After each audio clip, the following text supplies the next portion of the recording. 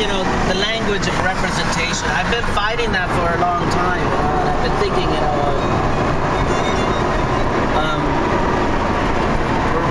I'm running out of things to say in terms of the total non-objective, you know, but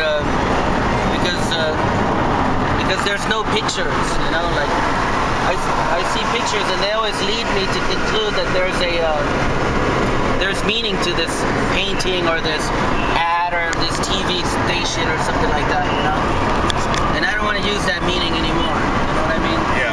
Image meaning, you know, the thing, you know, I don't know, I still break it down to Bruce Lee. I've always liked that statement, you know. I know he was not a philosopher, but in a way he was, you know.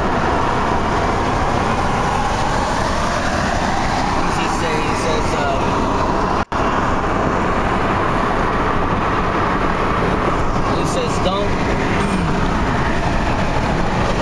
don't think you are capable of doing it. Know this, you know. And this, you know, kind of, the hell is he thinking of?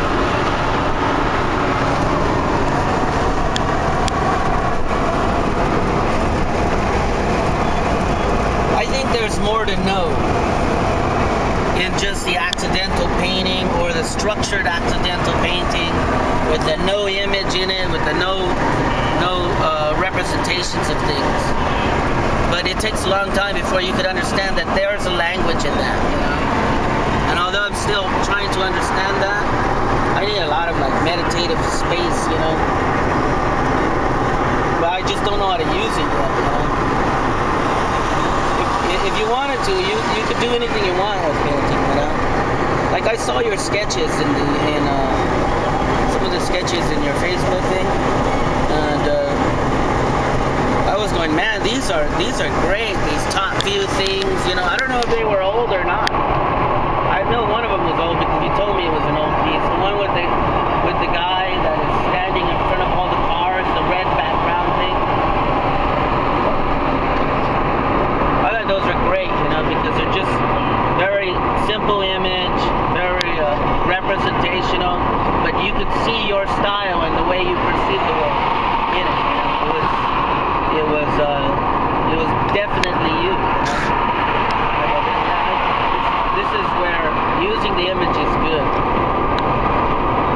Representing something is good. Well, it's like staying away from people is good, you know. Yeah.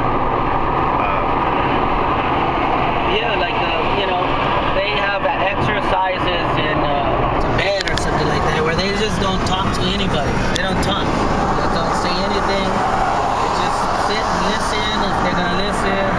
Maybe respond, but they don't try to verbalize.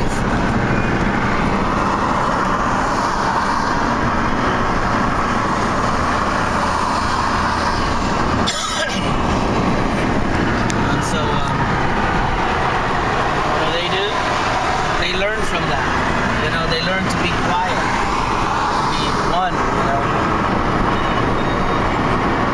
to silence themselves, you know, so that they're not constantly distracted.